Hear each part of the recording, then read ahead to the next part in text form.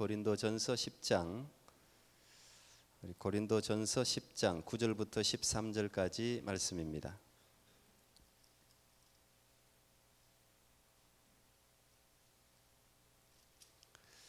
지금 고린도전서를 계속 하나님 말씀으로 듣고 있습니다. 오늘 10번째 시간 시험과 유혹이라는 제목으로 말씀을 나누려고 합니다. 고린도전서 10장 9절부터 13절 우리 한 절씩 교독하겠습니다. 마지막 절 같이 읽습니다. 하나님의 말씀입니다. 저희 중에 어떤 이들이 주를 시험하다가 뱀에게 멸망하였나니 우리는 저희와 같이 시험하지 말자.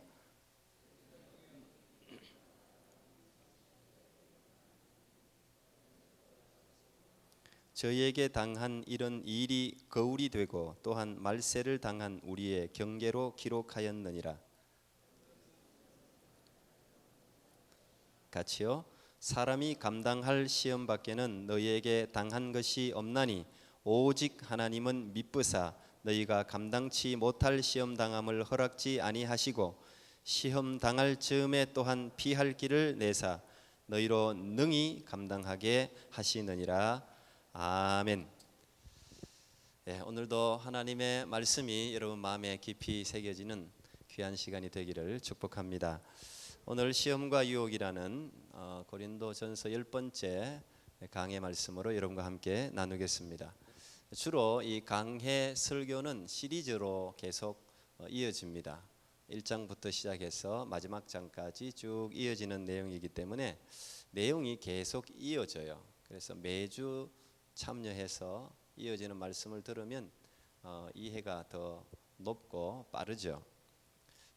오늘은 이 강해 설교이긴 하지만 시험과 유혹이라는 주제에 맞추어서 주제 설교로 좀 더 부각시켜서 말씀을 나누려고 합니다.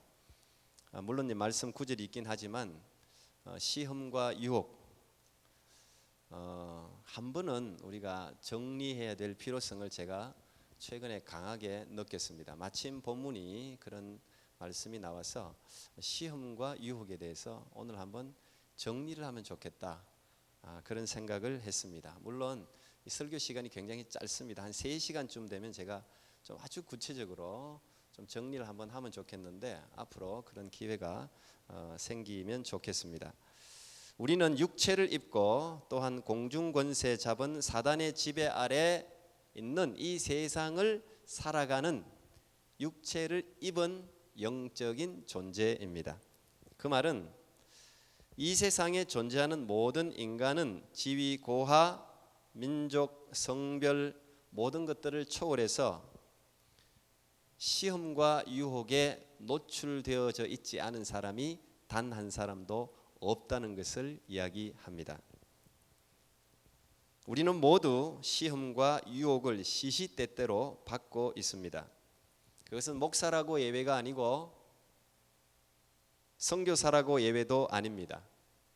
대통령이라고 예외도 아니고 어린아이라고 예외도 아니고 가난한 자라고 예외도 아니고 병든 자라고 예외도 아닙니다.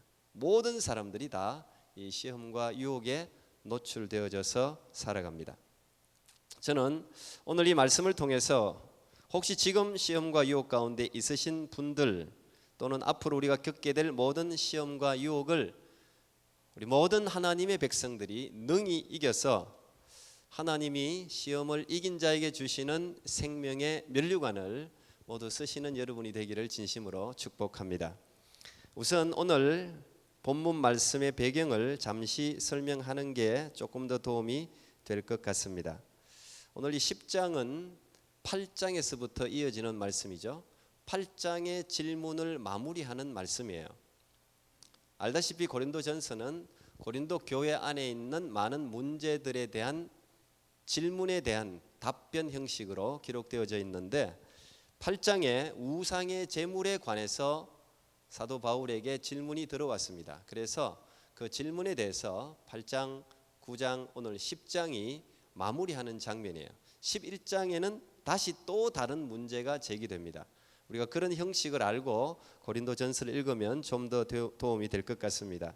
오늘 이 10장 우상의 제물에 관한 말씀을 마무리하면서 아마 10장에서 중요한 구절들이 굉장히 많이 있는데 오늘 읽은 본문만 따진다면 아마 가장 중요한 구절이 저는 12절이라고 생각합니다. 12절은 이렇게 기록되어져 있습니다. 그런즉 선줄로 생각하는 자는 넘어질까 조심하라. 지금 이 이야기는 우상 제물을 먹는 문제에 대한 답변인데 우상 제물을 먹는 것에 있어서 아무런 문제가 되지 않는 사람들이 있었습니다. 소위 말하는 지식주의자 또는 열광주의적 성령파, 소위 말하는 강한 자들입니다. 자기 스스로 하나님의 성령의 은사를 입고 또 하나님에 대한 지식을 가지고 성만찬에 참여했기 때문에 우리의 구원은 이미 보장되었다고 믿는 사람들, 그 사람들을 우리는 강한 자, 열광주의적인 성령파, 쾌락주의자. 그래서 이미 우리 영혼은 구원받았기 때문에 육체는 아무런 구원에 문제가 되지 않기 때문에 육체에 구속받을 일이 없다. 그것은 한편으로 맞는 이야기예요. 우상의 제물을 먹든 안 먹든 아무 상관이 없어요. 구원과는 아무 관계가 없는 거죠. 그들은 그들이 가지고 있는 그런 영적인 지식을 은근히 자랑하면서 굉장히 교만해 있었습니다.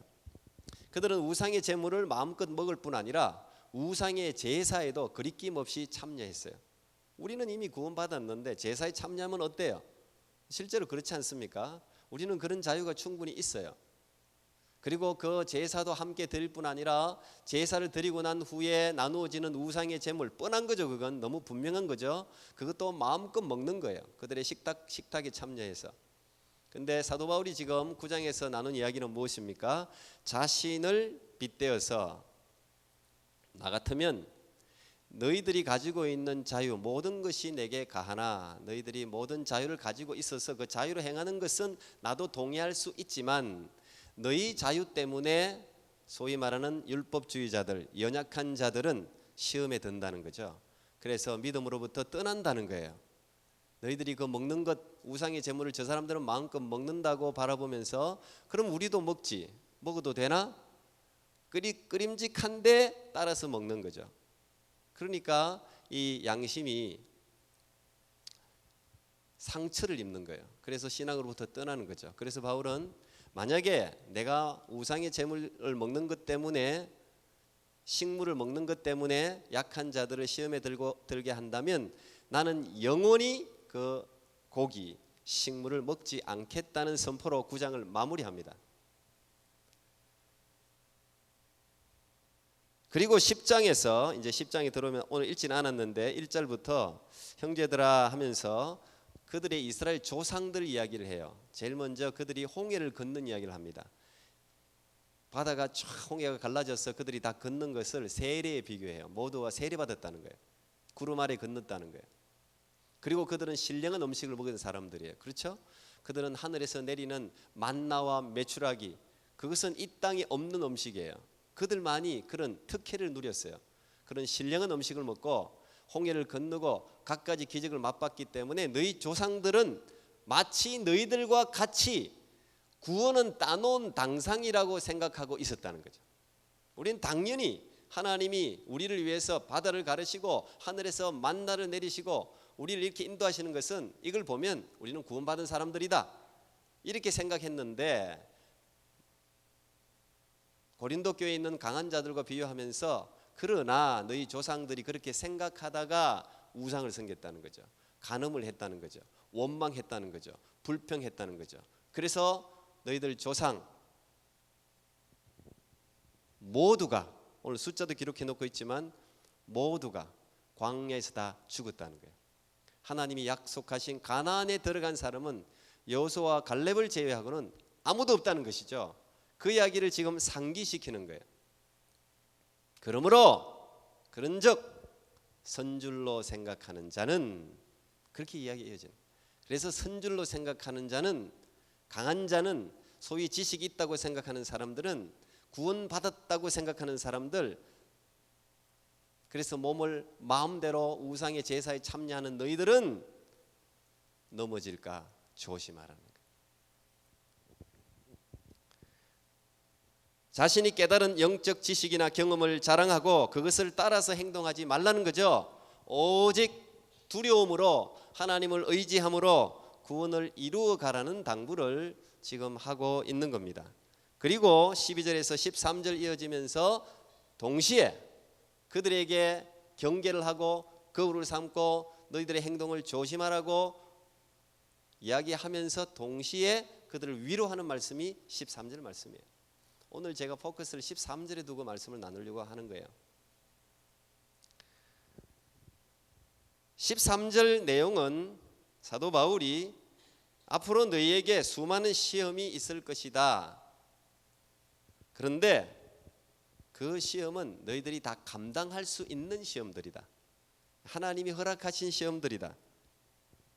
물론 여기에 시험이라는 이 단어 우리가 이미 다 알고 있으리라 생각하지만 한글 성경에 시험이라고 번역해 놓은 단어들은 여러분들이 영어 성경을 보면 버전에 따라 조금씩 틀립니다. 물론 똑같이 번역된 것도 있고 다른 것도 있어요.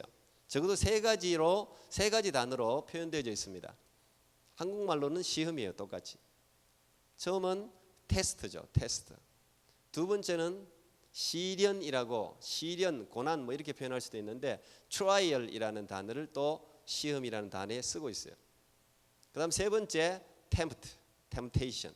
오늘 13절에 있는 것은 다 temptation이죠. 영어로 보면. 이건 공통적으로 다 똑같아요. 이 세 가지 단어를 한글 성경에서는 사용하고 있습니다. 이게 조금씩 틀려요. 시련, 트라이얼이라는 것은 그냥 일반적으로 모든 사람들이 겪는 고난을 이야기합니다. 아이 키우면서 겪는 비슷하죠. 다 경험들이.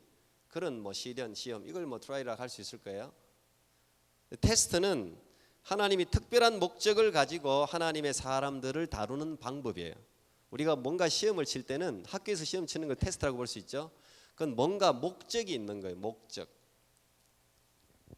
그래서 그런 면에서 하나님은 우리를 시험하시죠. 성경에 어떤 사람들 한글 성경 보면 하나님이 시험한다고 해놓고 어떤 데는 또 시험하지 않는다고 해놓고 이 헷갈리는 거예요. 단어가 다릅니다. 하나님은 특별한 목적을 가지고 우리를 시험하십니다. 또 temptation이라는 이 시험은 유혹이라고 한국말로는 그냥 하면 이해하기 쉽겠죠. 이 유혹은 그 목적 자체가 다릅니다. 우리를 죄에 빠지게 하기 위한 게 목적이에요. 하나님으로부터 멀어지게 하는 게 목적이에요. 신앙으로부터 이탈하게 하기 위한 게 목적이에요. 그래서 유혹은 대체로 사단으로부터 오죠. 사실 근데 테스트와 템테이션을 정확하게 구별하기는 쉽지 않습니다. 테스트가 템테이션이 되기도 하고 템테이션을 자리에서 시험에 통과해서 상급을 받는 경우도 있고 그래서 같이 혼돈해서 쓰기도 합니다. 자, 오늘도 제가 시험이라는 단어를 쓸 때는 물론 구별해서 쓸 경우도 있지만 이걸 딱히 구별할 수 없는 경우에는 그냥 시험하면 그 안에 테스트도 있고 템테이션도 있다. 이렇게 여러분들 이해하고 들으시면 좀 도움이 될 것 같습니다. 자, 우리가 언제 주로 시험이 듭니까? 우리가 저 사람 시험 들었어. 뭐 이제 이렇게 이야기를 합니다. 교회에서 주로 이야기 많이 하죠. 저 사람 시험 들었어. 또 자기 스스로도 나 시험 들었어. 뭐 이렇게 생각하는 경우가 있어요. 그래서 시험 들어서 교회 안 나와. 저 사람 시험 들어서 교회를 떠났어. 사실 그거는 시험 든 게 아니에요. 그거는 그냥 죄 지은 거예요. 시험 든 사람이 예수님부터 떠난 건 그건 시험이라고 말할 수 없어요. 그건 그냥 죄예요, 그냥. 그러니까 이것도 설명하려면 긴데 그냥 그 정도 정리하고 자, 우리가 언제 시험에 드는가? 주로 여러분 언제 시험 듭니까? 시험의 경험은 다 있을 거예요. 저도 있고 여러분들도 있고 아마 대체로 다 하나님의 테스트도 있었을 것이고 템테이션도 있었을 것이고 뭐 트라이얼은 다 겪는 거니까 우리에게 다 있어요. 주로 언제 시험이 듭니까?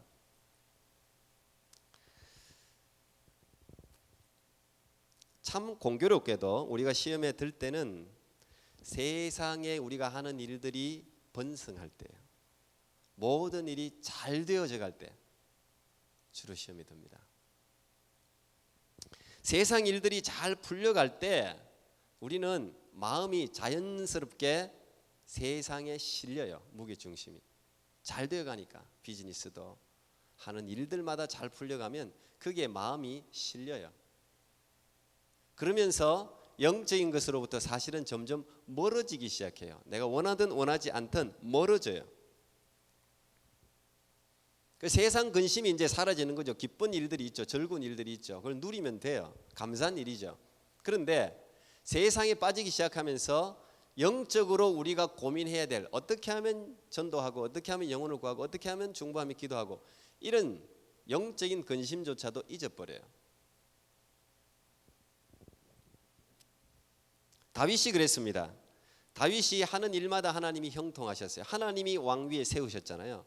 전쟁에 나가기만 하면 승리하고, 나가면 다 하나님이 이기게 하는 거예요.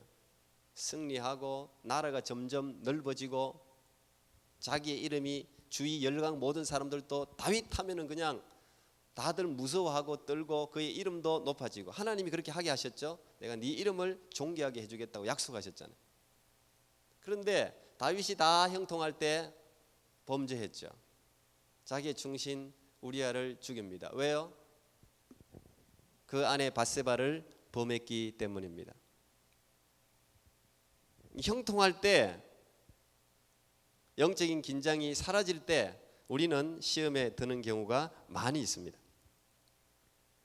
연결되어져 있는데 우리가 또 언제 시험에 듭니까? 당연히 잠자고 있을 때죠. 깨어있지 않을 때죠. 영적으로. 여러분, 우리가 세상적으로 잘 나가고 깨어있는 것과 영적으로 깨어있는 것은 다른 이야기죠.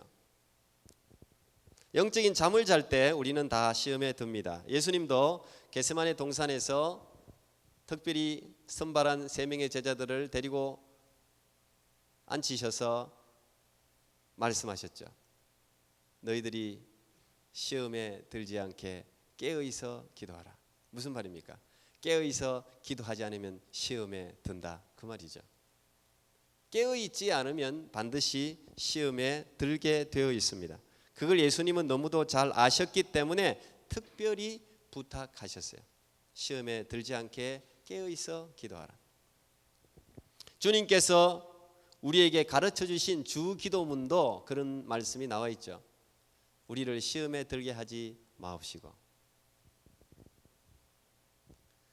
또 시험은 항상 어떤 큰 일을 치르고 난 이후에 시험에 드는 경우가 많아요. 큰 승리를 맛본 후에, 큰 계시를 받은 후에. 이스라엘 백성들도 마찬가지였습니다. 홍해를 건넌다는 게, 이게 바다가 갈라진다는 걸 본다는 게 이게 뭐 평생에 한 번도 일어날 수 없는 일이죠. 바위에서 샘물이 솟아나는 기적을 뭐 언제 한번 볼 때가 있겠습니까? 하늘에서 음식이 내린다는 거, 이건 뭐 그들만이 경험한 특별한 일이었어요. 그런데 그 모든 것들을 경험하고 홍해 건너고 난 후에 그들에게 찾아온 목마름은 곧바로 그들을 시험에 들게 했습니다. 광야에서의 뜨거운 햇살과 굶주림은 바로 그들의 입에서 원망이 나오게 했습니다. 불평이 나오게 했어요. 그 시험에 드는 거예요. 베드로가 가이사랴 빌립보에서 예수님을 향해서 주는 그리스도시요 살아계신 하나님의 아들입니다, 위대한 신앙 고백을 한 후에 예수님께서 이제 됐다, 이제 내가 말할 수 있겠다, 잘 들어, 나는 지금 십자가를 향해서 가고 있어, 나는 곧 죽을 거야, 그 이야기를 했습니다. 그때 바로 베드로는 주여 안 됩니다, 내가 왜 지금 예수님을 따라가고 있는데 안 됩니다. 그때 예수님은 사단아 사단아 내 뒤로 물러가라고 말씀하셨습니다.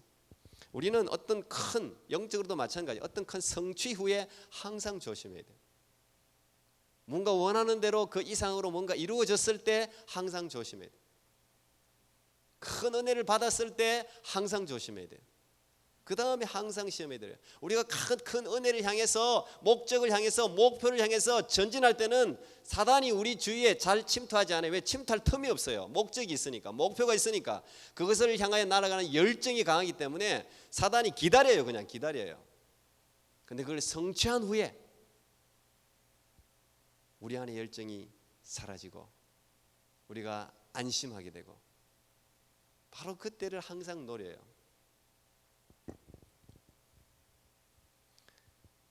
그리고 우리가 시험에 드는, 언제 시험에 드는가?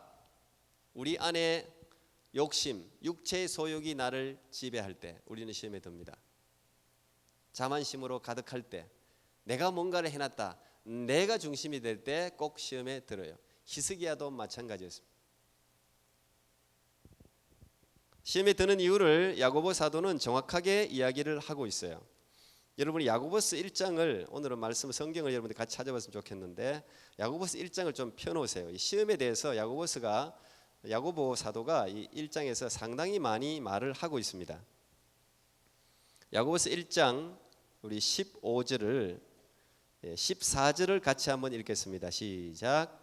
오직 각 사람이 시험을 받는 것은 자기 욕심에 끌려 미혹됨이니 그랬습니다.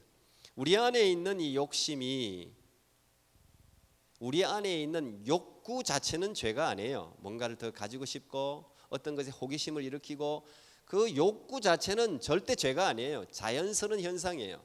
불교나 이런 데서 실패할 수밖에 없는 게 이 욕구를 죽이려고 하기 때문에 그래요. 욕구는 사라지지 않습니다. 무의 상태로 갈 수가 없어요, 인간은. 그래서 실패하는 거예요. 30년 돌을 닦아도 소용없어요. 왜? 잘못 이해하고 있는 거예요. 욕구는 죄가 아니에요. 하나님께서 우리 안에 주신 어떻게 보면 아름다운 감정이고 아름다운 거예요. 근데 그 욕구를 잘못 다스리면, 가지고 싶다고 법이 아닌 법을 어기고 내가 그것을 탈취했을 때 죄가 되는 거예요. 여자가 아름답다고 그 여자를 내가 가지려고 범했을 때 그건 죄가 되는 거예요. 그래서 욕심이 잉태한 적 죄를 낳고, 죄가 장성하면 사망을 낳는 거죠. 그리고 여러분이 꼭 기억해야 될, 아마 여러분 모두에게 해당되는 중요한, 우리가 왜 언제 시험에 드는가, 마지막이 신앙이 자랄 때예요. 신앙이 자랄 때 꼭 기억하십시오. 우리가 성장할 때 모든 사람들은 예외 없이 시험에 듭니다. 물론 그것은 테스트라고 말할 수 있겠죠. 하나님은 우리가 성장할 때마다 항상 시험을 치르세요. 그래서 시험이 오는 거예요. 레벨에 맞는 시험이 늘 우리를 기다리고 있습니다.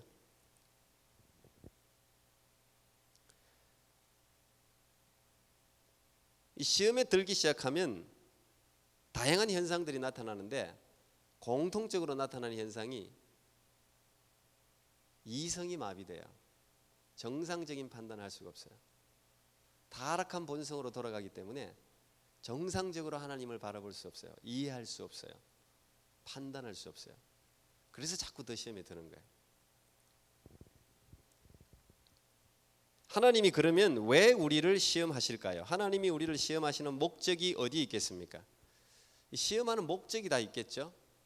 첫 번째는 하나님이 우리를 시험하는 목적은 그 시험을 통해서 그 사람 안에 있는 것이 무엇인가를 드러내기 위해서 시험하세요. 우리는 이런 시험 앞에 당면하기 전에는 내 안에 있는 걸 파악 못해요. 내 안에 이런 무서운 게 있었다는 것을 몰라요. 이런 욕심이 있었다는 것을 몰라요. 하나님께 시험 받기 전에는 절대 자신 안에 무엇이 들어있는지를 잘 몰라요. 그래서 하나님은 시험을 통해서 네 안에 네가 도대체 어떤 사람인지를 드러내 보이세요. 네가 그런 사람이야. 바로 네가 선으로 가장했지만 네 안에는 그런 악이 도사리고 있는 인물이야. 드러내 주는 거예요. 네가 교회를 열심히 다니고 신앙이 좋은 것 같지만 이런 시험이 있으면 너의 믿음의 정도가 이 정도밖에 안 되는 사람이야. 드러내 주는 거예요. 너의 실체가 무엇냐를 드러내 주는 거예요. 근데 그것만 드러내는 게 아니에요. 시험의 목적은 우리 안에 있는 믿음의 실체도 드러내는 거예요. 사실 우리는 우리 안에 믿음이 얼마나 큰지를 몰라요. 그런데 어떤 사람은 시험이 있다고 왔을 때 겨자씨 하나만은 믿음이 발동해서 대산을 옮기는 사람이 있어요. 자기도 몰란 거야. 내 안에 이런 믿음이 있었어? 모른 거예요. 그 믿음의 실체가 무엇인가를 시험을 통해서 하나님은 우리에게 알려주세요.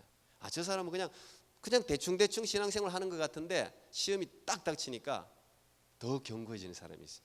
자기 안에 믿음으로 그걸 저 사람은 분명히 넘어질 거야 생각했는데 넘어지지 않고 오히려 더 강해지는 사람이 있단 말이에요.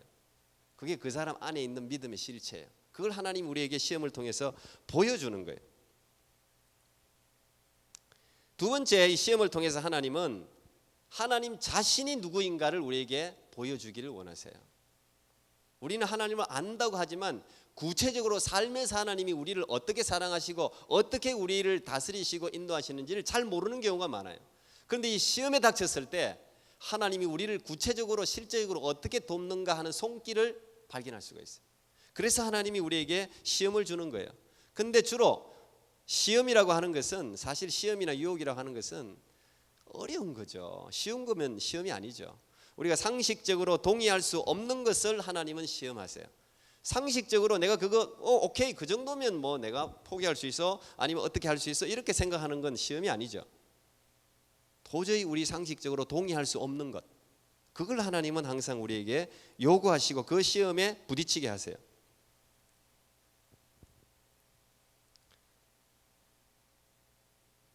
그래서 우리가 보통 하나님의 뜻이 무엇입니까? 하나님 정말 무엇을 원하십니까? 라고 물을 때는 보통은 대부분 묻지 않습니다. 진지하게 묻는 사람은 묻는 게 틀려요. 하나님 뜻이 무엇입니까? 정말 하나님 뜻대로 살고 싶습니다. 우리가 그것이 기독교적인 소양이고 예의라고 생각하기 때문에 그냥 입에 붙어서 이야기할지 모르지만 그것은 참으로 어려운 이야기입니다. 진짜 하나님의 뜻이 무엇인지 분명히 알게 되었을 때 그게 100% 순종할 준비가 된 사람만이 물을 수 있는 거예요. 그리고 거기에 하나님은 반드시 대답하세요. 그게 이제 시험으로 다가오는 거예요. 그게 시험은.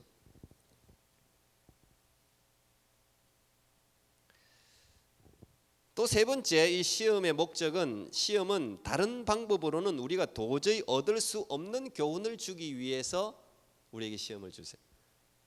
시험을 통하지 않고서는 배울 수 없는 교훈, 그 교훈을 주기 위해서 하나님이 우리를 시험하세요. 또 아까 야고보서 펴놨으니까 읽어봅시다. 야고보서 1장 12절, 2절 2절 3절 4절 읽겠습니다. 시작. 내 형제들아, 너희가 여러 가지 시험을 만나거든 온전히 기쁘게 여기라. 이는 너희 믿음의 시련이 인내를 만들어내는 줄 너희가 알미라. 인내를 온전히 이루라. 이는 너희로 온전하고 구비하여 조금도 부족함이 없게 하려 함이라. 이 시험의 목적을 분명히 알고 이해하면 비록 힘들고 어렵지만 시험을 기쁘게 받을 수 있어요. 왜? 시험의 목적은 우리를 세우는 데 있으니까, 우리를 완전히 하는 데 있으니까. 시험은 인내를 만들어. 인내. 잘 견뎌야 돼요. 잘 버텨야 돼요. 계속 기도해야 돼요. 응답이 없어도 계속 기도해야 돼요.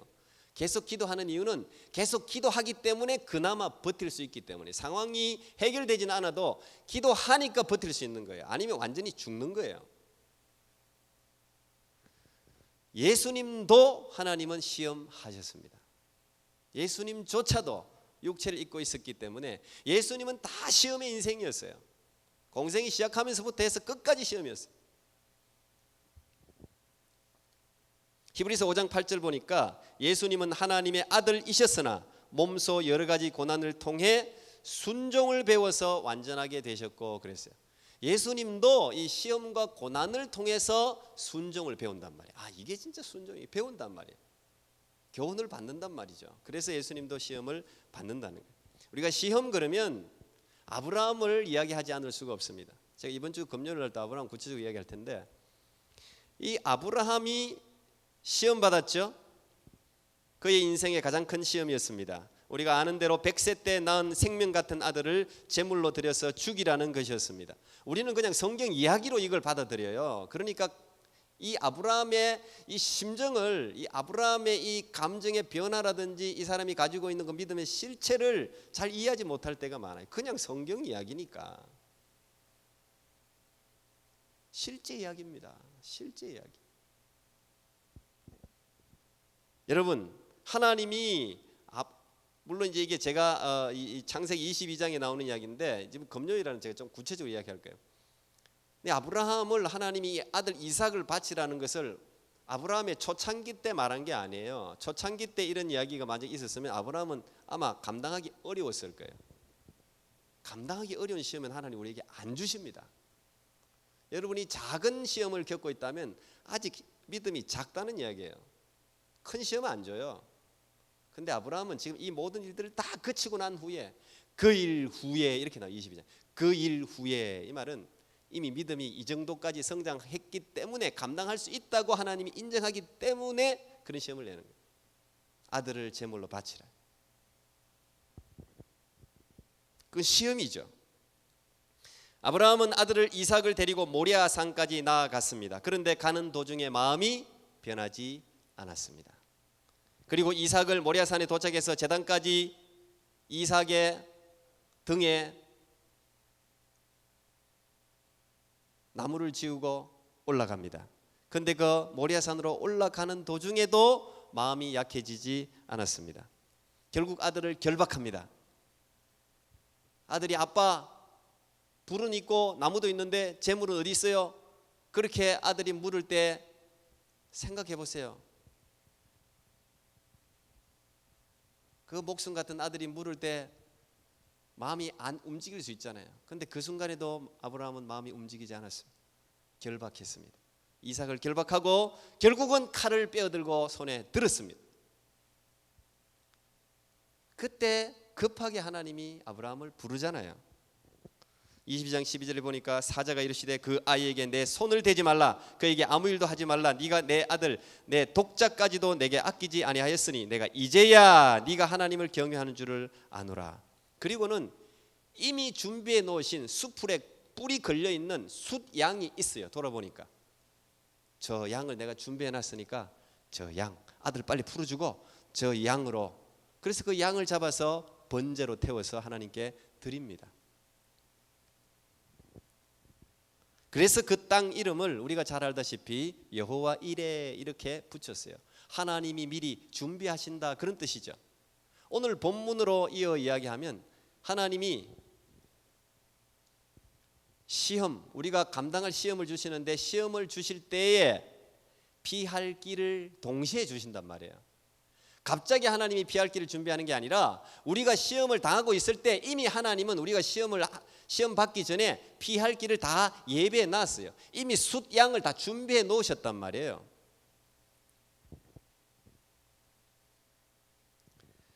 그리고 그 시험을 통과한 자에게 생명의 면류관을 주시죠. 오늘 야고보서 1장 12절에 보니까 같이요. 시험을 참는 자는 복이 있도다. 이것에 옳다 인정하심을 받은 후에 주께서 자기를 사랑하는 자들에게 약속하신 생명의 면류관을 얻을 것입니다. 이게 진짜 하나님 마음이에요. 진짜 하나님이 생명의 면류관을 주고 싶어 하는 거예요. 근데 면류관을 아무나에게 막 주는 게 아니라 모든 사람들이 인정할 만한 어떤 테스트, 어떤 그 부분을 통과해야 돼요. 모든 사람들이 사단 마귀도 인정할 만한 그런 걸 통과해야 하나님이 이걸 준단 말이에요. 이걸 주기 위해서 우리를 시험한다는 거예요.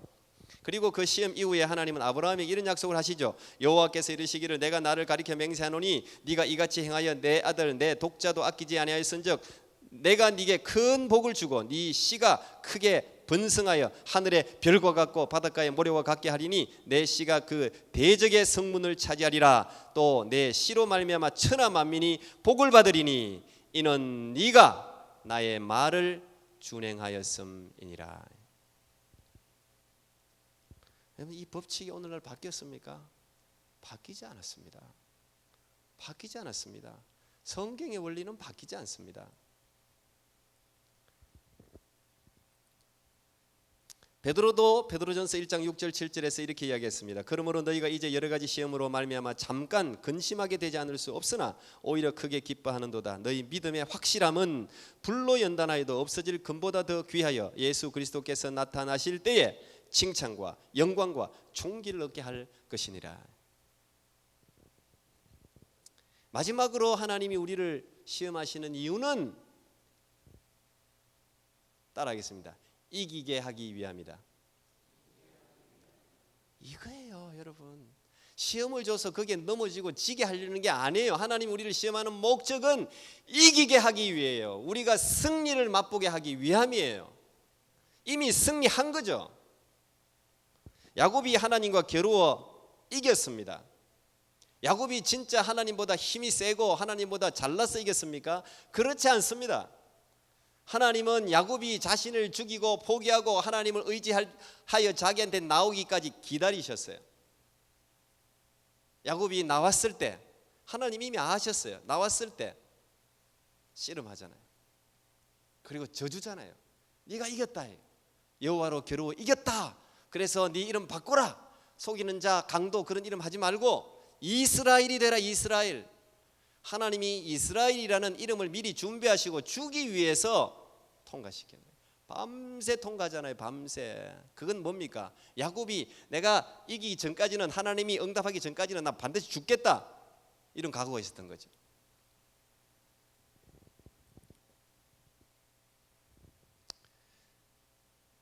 하나님은 우리에게 시험을 줄 때 이미 승리를 주기로 다 작정하셨어요. 이 시험을 통과해 이긴 하나님의 자녀를 세상에 널리 알리고 싶어 하세요. 하나님의 자녀를 정말 자랑하고 싶어 하세요. 근데 무조건 야 이거 내 자녀 봐라 이렇게 자랑하는 게 아니라 누구라도 인정할 만한 증거가 있어야 된단 말이에요. 확증이 있어야 된단 말이에요. 그래서 욥을 내주시잖아요. 욥도. 하나님 욥도 사단에게 막 자랑했는데 욥이 사단이 아유 하나님이 그렇게 복을 많이 주는데 욥이 그 예수님 잘 믿지, 복 주는데 하는 사람들이 다 잘 믿죠. 그거 아니라 그러면 네가 시험해봐라.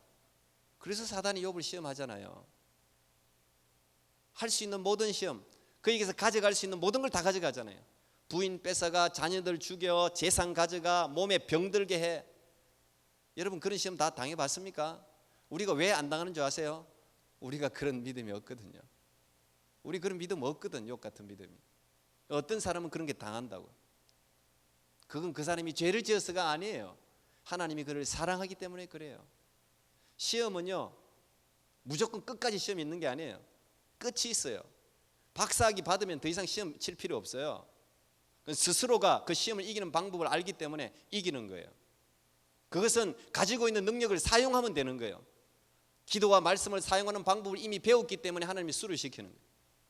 그렇다고 시험이 오지 않는 건 아닌데 그 모든 시험을 이제 능히 하나님이 주시는 테스트 끝.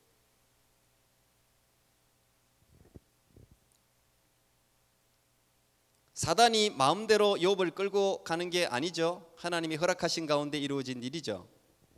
그러나 하나님은 단 1초도 욥에게서 눈을 돌리지 않으셨습니다. 욥도 결국 그런 하나님의 손길을 느끼죠.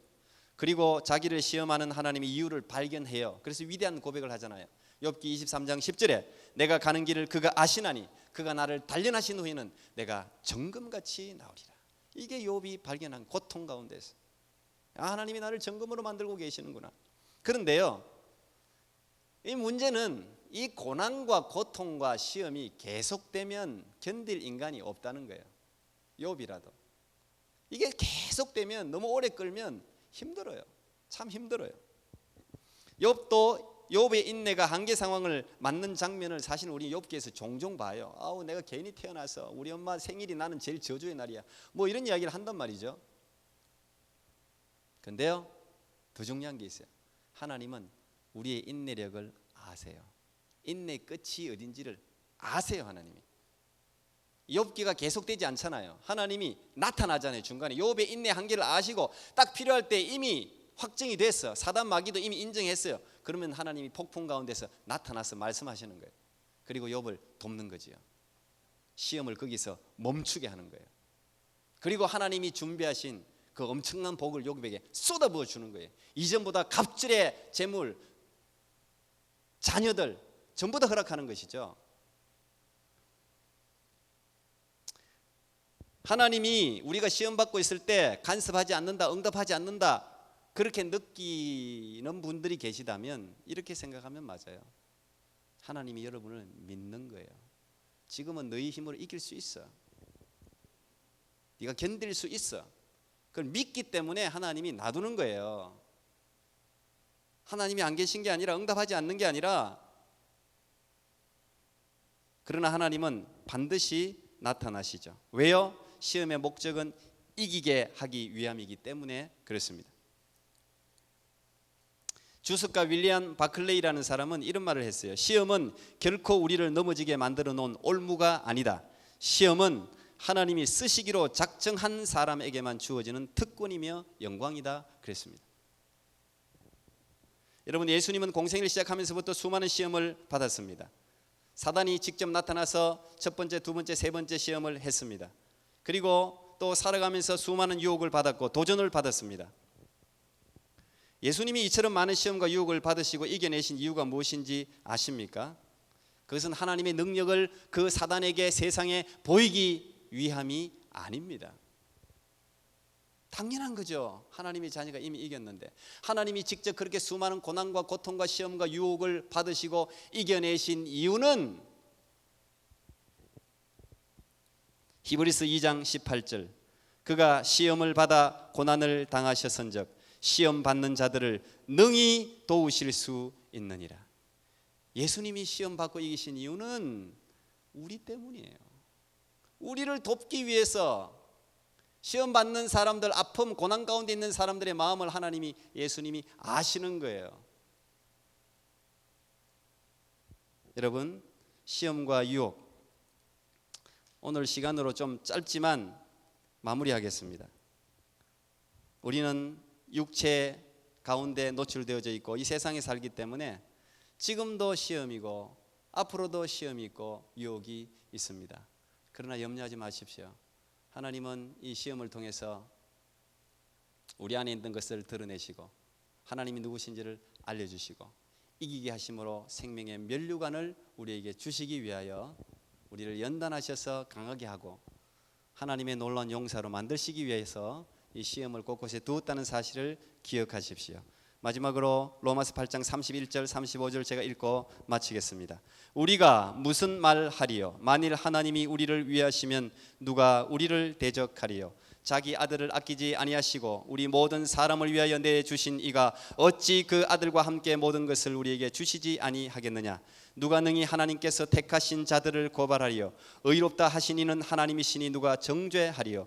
죽으실 뿐 아니라 다시 살아나신 이는 그리스도 예수시니 그는 하나님 우편에 계신 자요 우리를 위하여 간구하시는 자시니라. 누가 우리를 그리스도의 사랑에서 끊으리요? 환난이나 공고나 박해나 기근이나 적신이나 위험이나 칼이랴. 기도하겠습니다. 하나님, 오늘도 시험 받는 모든 하나님의 백성들을 도우시는 예수 그리스도로 말미암아 감사와 찬송을 드립니다. 하나님, 때때로 예기치 않게 찾아오는 시험과 유혹은 우리에게 매우 큰 장애물입니다. 그것 때문에 힘들어하고 아파하고 원망과 불평이 우리 입술에 있을 때가 있습니다. 하나님, 그러나 이 시험을 주시는 이 하나님의 목적을 분명히 기억하고 결코 우리에게서 눈을 떼지 않으시고 우리를 주목하여 보시며 반드시 이기게 하시는 그 하나님을 기억하고 시험과 유혹을 이겨 하나님이 우리에게 주시고자 하시는 그 놀라운 상급을 누리는 하나님의 백성들이 되게 해 주시옵소서. 예수님 이름으로 기도하옵나이다. 아멘.